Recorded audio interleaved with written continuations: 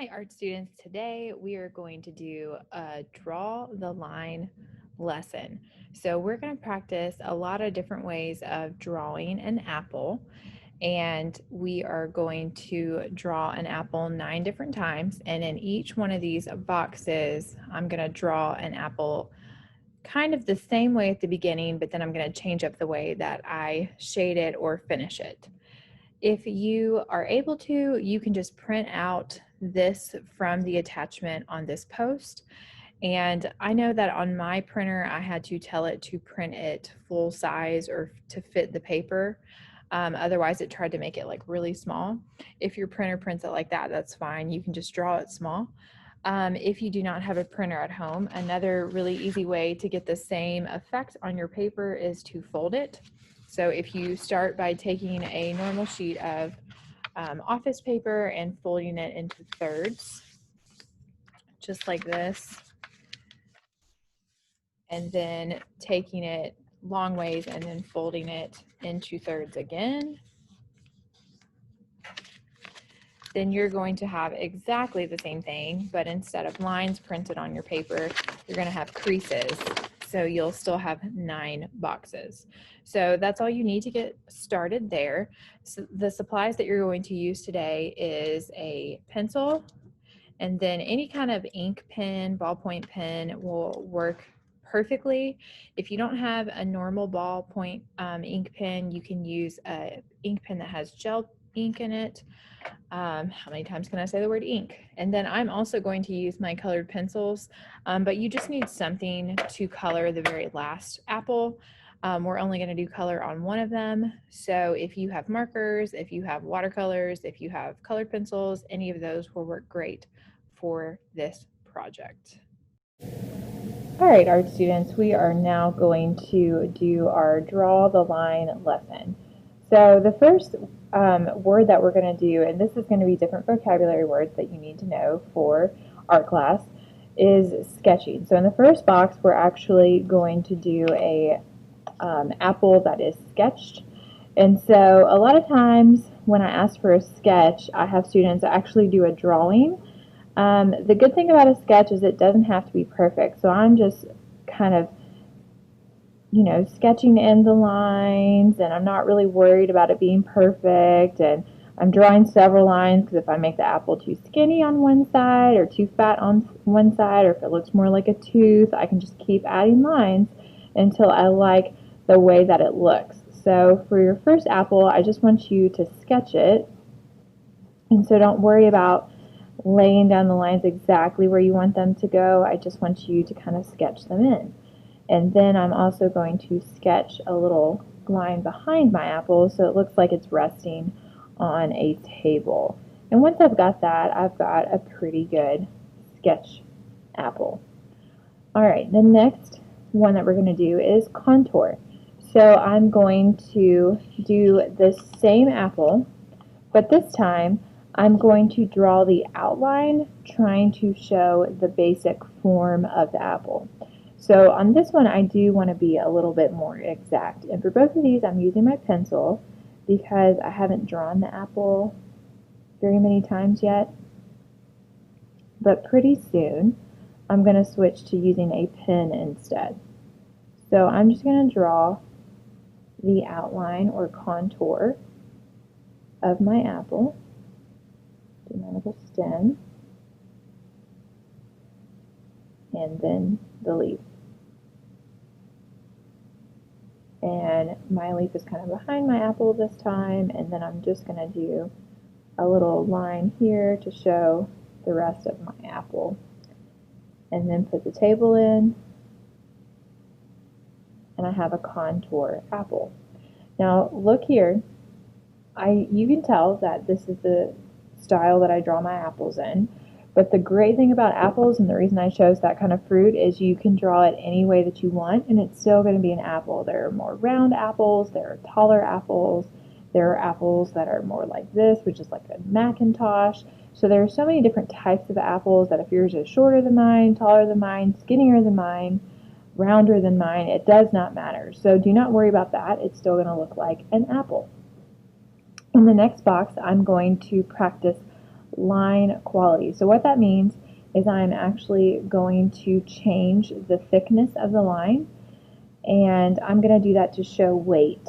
So in this one, I'm going to start the same way I did the last apple. So I'm going to do a very careful contour and just do the outside edge of my apple. And once I'm happy with what I've got there, I'm going to add in different qualities of line. And what that means is I'm going to make some of my lines thick and some of my lines thin. And I want to think about, where is there the most weight, like literal weight, on this apple. So I'm actually going to switch to a ballpoint pen now. Let me get my pen started. Alright, and then what I'm going to do here is I'm going to outline the pencil lines that I drew. And ballpoint ink is just like regular ink in that it does need to dry. So if I go over this and I want to erase my pencil lines, I should probably wait a few minutes before trying to erase anything. Like right there, I corrected that leaf because I didn't like how small it was. But before I go back in and erase that pencil line, I'm going to need to let the ink dry, because if I erase it right now, it's going to smear the ink. Also, a lot of times you'll see me smear things because I'm left-handed and I kind of go over things with my hand. So if at all possible, you want to avoid that. Alright, so for line quality, like I was saying, I want to make some of the lines thicker and some of the lines thinner, and I want to think about the literal weight of this apple. So the bottom of the apple is going to have the most weight. So I'm going to want to make the line the thickest down at the bottom. So all I'm doing is going over that line several times with my pen and kind of coloring in that space to give that a different line quality and make it look like there's weight down at the bottom of the apple. So it should look heavier on the bottom now. The next thing I'm going to do is think about visual weight. So I want to look at this object and think about, where is there the most stuff going on in this image? Where are a lot of things overlapping or touching? So the answer to that for this would be this area right here, where I've got the stem and the leaf and the top of the apple and maybe like different parts of the apple that I can see kind of behind it. So that's where I need to change the line quality some. So I need to darken part of my apple. And this is kind of like shading, and that I want to think about which side I want to add the most visual weight and then kind of be consistent there. So I'm adding a little bit on the right of all of my lines right here. And then I'm going to add some visual weight on the right side of this leaf.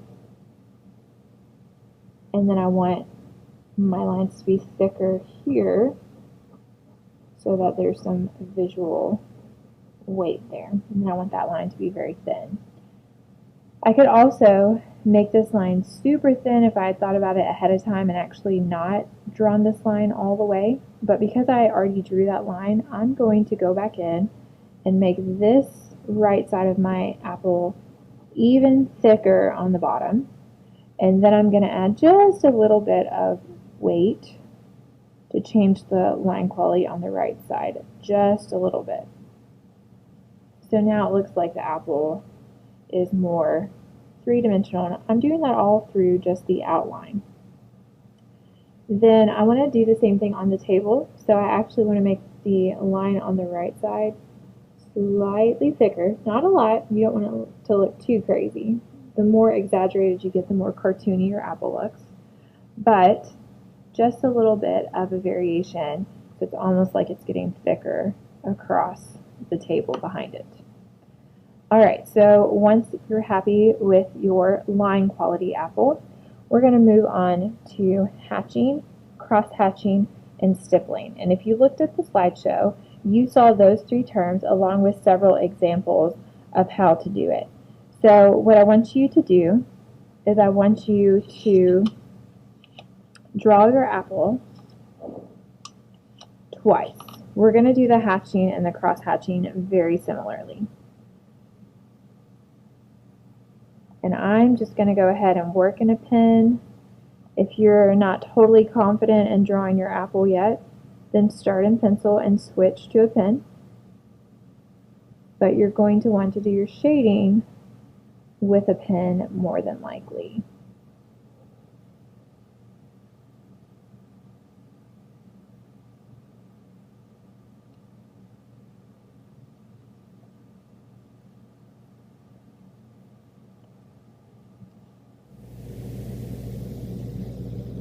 Alright, so we're going to continue with our hatching and cross hatching. So on this apple, I'm going to pretend like the light source is over here on the top right, and I'm going to do the same thing on my cross hatching apple.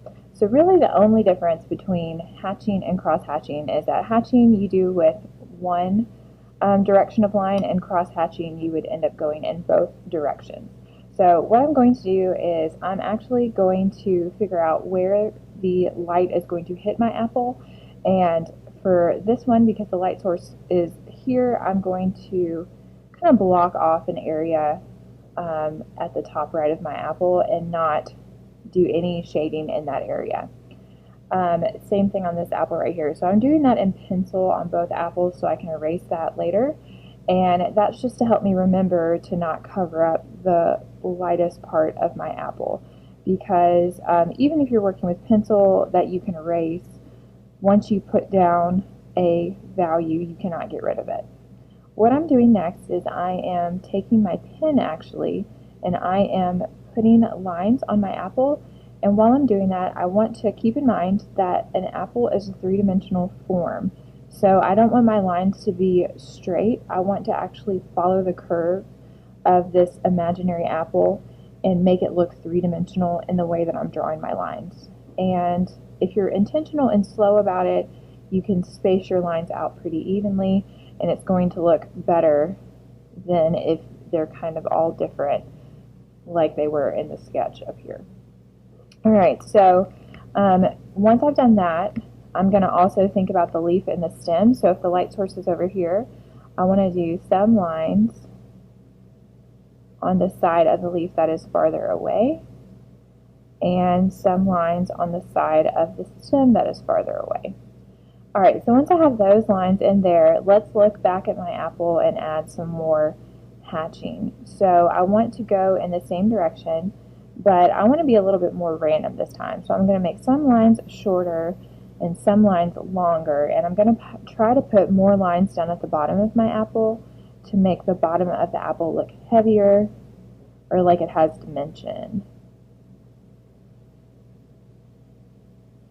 And I can also kind of steal that trick from earlier where I'm actually changing the line weight just a little bit, or the line quality down at the bottom of the apple so that it looks heavier down there. And then I'm adding lines anywhere that I want the apple to look darker. And I want to focus on making the edges of the apple darker, because the edges of a shape are always going to look a little bit darker to our eyes.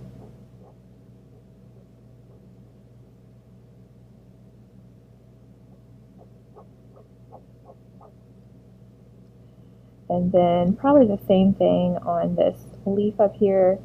I'm going to need some more hatching lines and maybe just a few on the top part.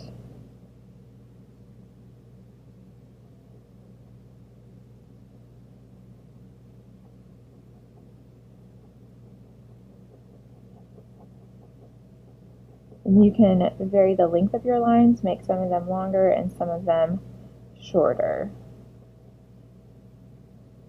Alright, so that is a hatched apple. And we're going to move on to cross-hatching. So I actually like cross-hatching better than hatching because you have a lot more options and it's easier to show form on an object. So I want to try to make sure that this apple looks three-dimensional. So the way that I'm going to do that is I'm going to curve my lines going both directions. So I can start in pretty much the same way. That's why I put my light source in the same place. So I want to draw lines and follow the curve for the edge on the left and right of my apple because I'm drawing vertical lines. And I have to think about it because this apple is slightly different than the apple I drew for hatching. So I need to follow those lines instead of just doing the same exact thing I did before. Now, right now, they're a little bit too perfect, they're a little bit too geometric, and this is a natural object. So I want to make sure that on the next go through I vary my lines. Then what I'm going to do is do the cross hatching, and for me it's easier to draw towards myself, so I'm actually going to turn my paper and I'm going to do the same thing here where I curve the lines to follow the form of the apple, and that's just going to help people see it as three-dimensional.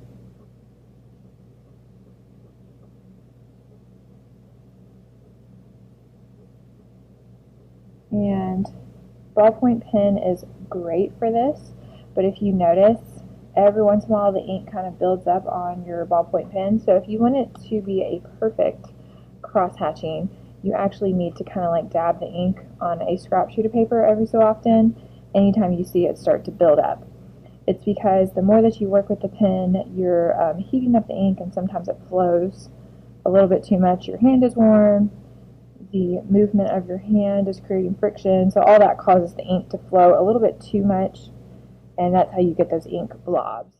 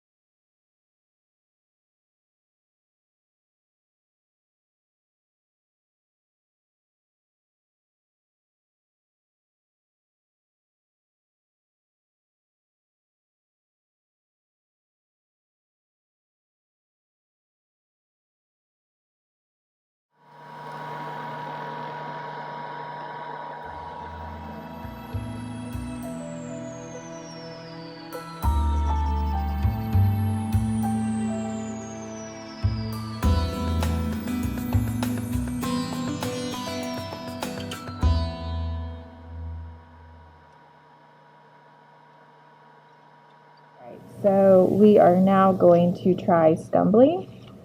So scumbling is really just a fancy word for scribbling. And so I'm going to draw my apple. And even if it kind of looks more like a bell pepper like mine does right there, don't worry about it. And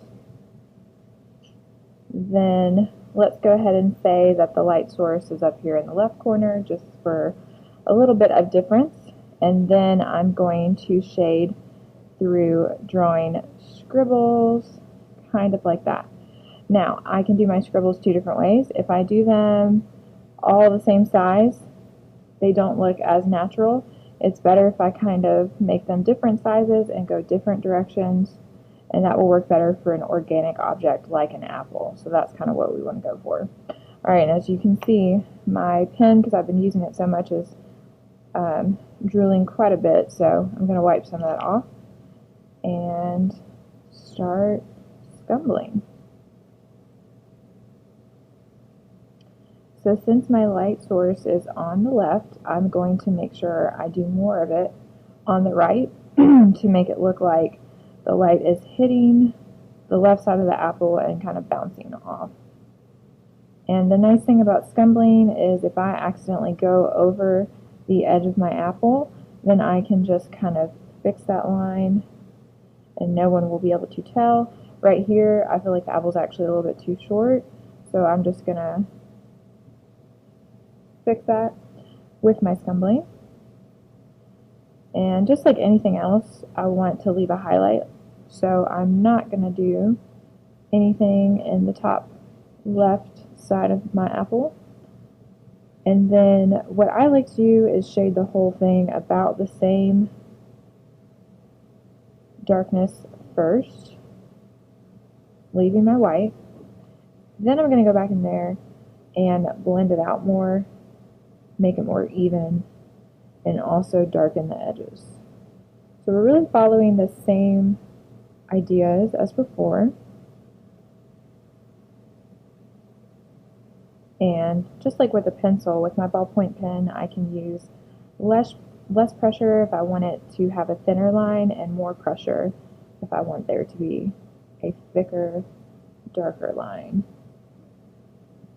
So playing with that line quality again is going to make things look more three-dimensional.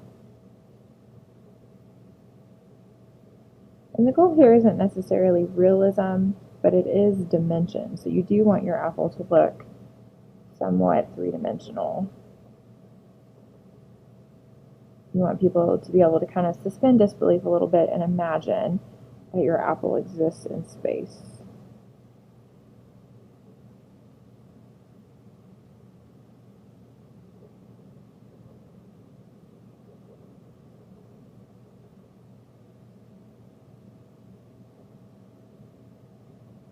Alright, so I'm going to go in there and kind of fix the areas that don't look dark enough. And clean up any of the outside edge lines where I went over. And there we have it, a nice shaded apple, done with scumbling. Alright, the next apple is going to be a geometric apple, so I'm only going to use straight lines to draw my apple. And just for reference, this is kind of like what we're going for. And what I'm going to do to get my geometric apple is I'm going to start by just drawing in pencil. And I can go ahead and put it in my table. Let me make that darker so you all can see it. I'm going to put it in my table. And then I'm going to put in the basic apple outline. Now, that is a curved line, and I want to make it geometric. So I'm going to change everything into straight angles. So I'm going to start with my pencil, and I'm going to go around the edge of the apple and change it into line segments. And I'm drawing pretty dark because I want you to be able to see it on the camera. But when you're drawing this at home, you do not need to draw as dark. Don't press as hard with your pencil, because if you press into the paper and make a dent in the paper, then that's not going to go away when you erase. Alright, so I've got a basic geometric outline to my apple. Then I'm going to put in the stem, which is pretty close to a geometric shape already. Just going to make it a little bit more geometric, don't curve it at all. Then the leaf, probably divide that into about 3 geometric sections on each side. Okay, then just like with the hatching and the cross hatching, I want to show that the apple is like round and coming forward in space, but do that geometrically. So I like to find places where 2 lines met and use that kind of as my guide to draw trapezoids and rectangles inside of my apple, triangles,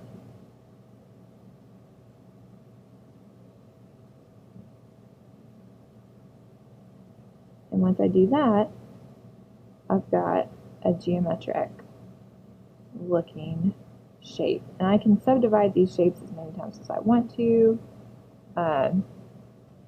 but you probably don't want to get too crazy. So stop while you're ahead. All right, so the next thing I'm going to do is I'm going to go over this with a marker or a pen. So I'm going to take this marker and I'm going to go over all these lines. So anywhere that I was unsure about where to put the line or kind of overdrew, I can correct that with this marker. So that's called inking, and that's part of what you're practicing with Inktober, is drawing something in pencil and then inking it. So when I'm drawing something, I'm not really stressed or worried about making it perfect on the first go round. I kind of just loosely draw it, and then when I'm inking, that's when I focus a little bit more and try to make my lines a lot neater. And to me, that's just very freeing. I don't have to stress out. I can kind of just guess, and then when I'm inking is when I need to be more exact. It's a lot like sculpting with clay to me, drawing with a pencil. You're just kind of creating form with your pencil, and then you go back with an ink pen and make it more exact and neat. And then you just erase the extra lines.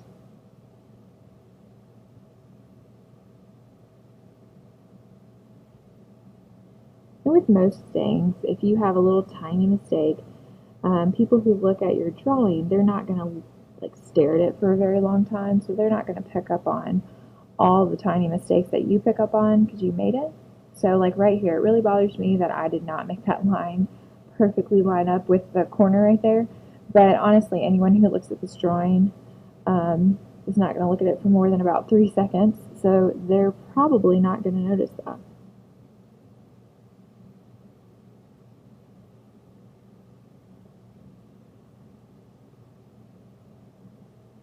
And like I said earlier in the video, resist the urge to erase your pencil lines right away. You actually want to let this dry for a little bit before you try to erase anything. So I'm going to move on to my last apple and then go back and erase those pencil lines. Alright, so our final apple, like you saw, is color, and that's not really a vocabulary term like the other words, but it is something that I want you to try to show three-dimensionality through line. So I'm going to draw my apple in pencil, and then for this I'm going to use a combination of marker and colored pencil, but feel free to use whatever materials you have at home.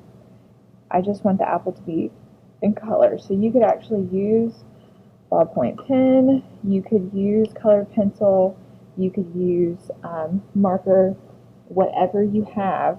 And as you see, you can use any kind of material with these different techniques. So I have my colored pencils here, and when you're coloring your apple, think about it. Apples are not just red. So when you grab colors, grab orange, grab yellow, grab red, and then if you have more than one shade of green, you want that as well. My stem is going to be brown. I also have this reddish brown that would be good for that. So get as many different colors as you have that are those different things. If you have markers, then you probably have red and orange, and then you would also want to use probably a red marker on top to get some of the line shading. Alright, so what I'm going to do is I'm actually going to color my apple red with the marker first, just to kind of give me a base.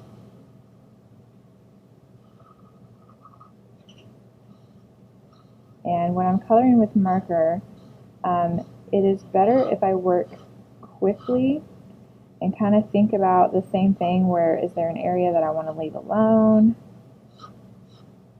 try to blend the lines together so I don't get streaks, and then I want to put more of the color down on the outside of the apple so it looks darker. So even just with the marker that I've done so far, it's starting to look a little bit three-dimensional. So you can do a lot just with any kind of marker if you know how to use them. Most people just color, but I can start to create some three-dimensionality right here.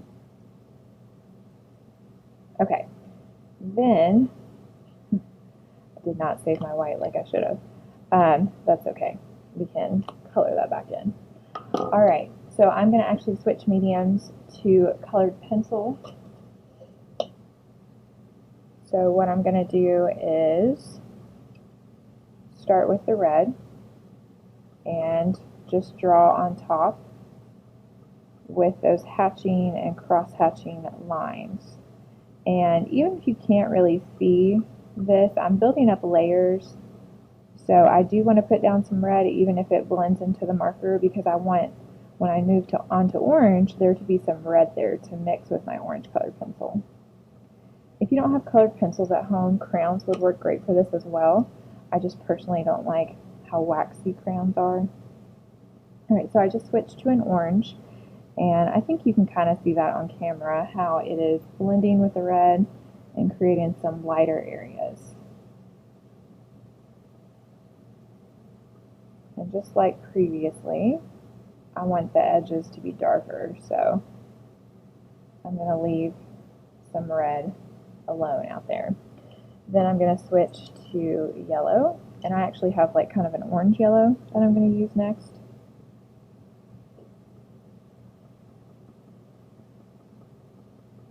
You can kind of start to see that, and then switch to a bright yellow and kind of blend that out. I'm not going all the way to the edge. And this reddish brown that I have is actually going to be good to add some dark values to my apple.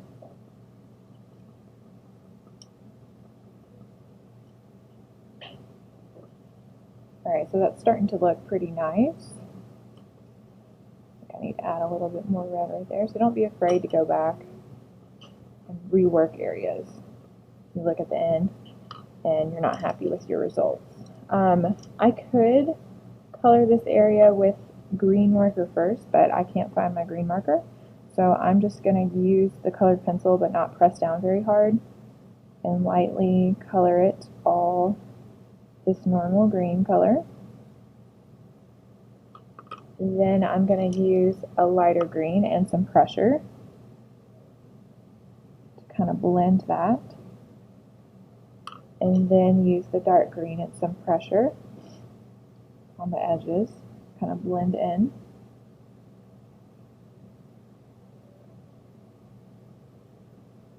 And then add my lines. I can even add some of this brown.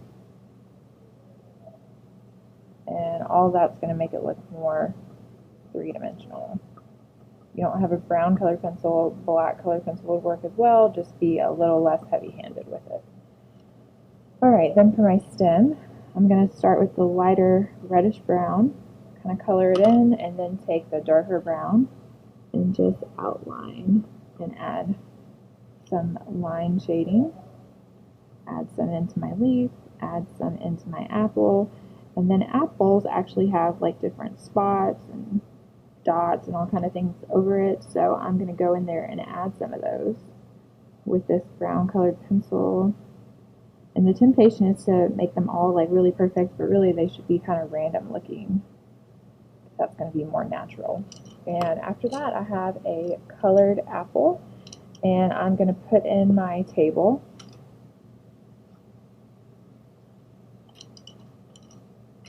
And whatever color you want, you can use for the table. I'm going to use brown and kind of add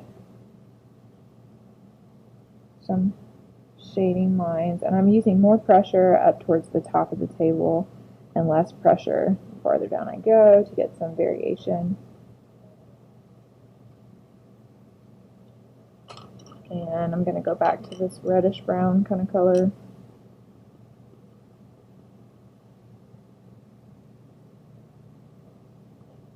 And there you have it, a color apple.